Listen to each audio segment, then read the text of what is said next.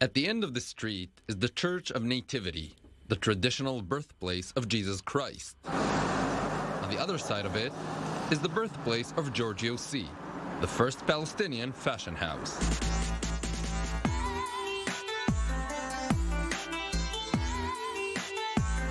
Maher Kanawati has been in the tourism business since he was born. Now he's not only selling souvenirs from the Holy Land, he designs leather jackets. And the branding is a personal matter for him. So we put together a lot of those items that you see here around in this shop, and we put on that the brand name. It's a Palestinian brand name, Giorgio C.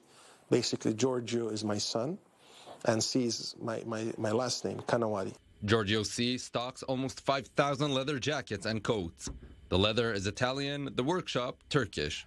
The design and branding, Palestinian.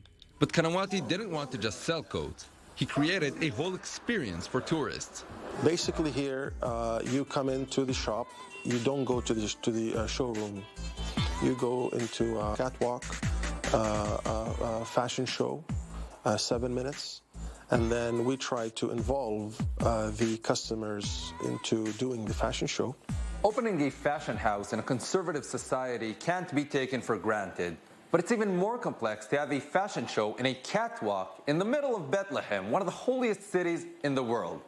But that's what Giorgio C. decided to do in order to brand the place not only as a shop, but as a fashion house. People were always hesitant. What is this all about? So I did ask my daughters to do that, so people understand that if I let my daughters do it, they would, it's an okay thing to do.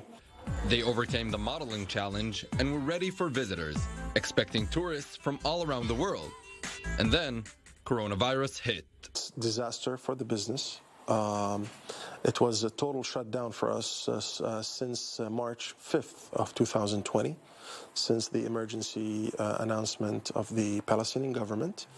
Everything was shut down totally. No tourists were in the country.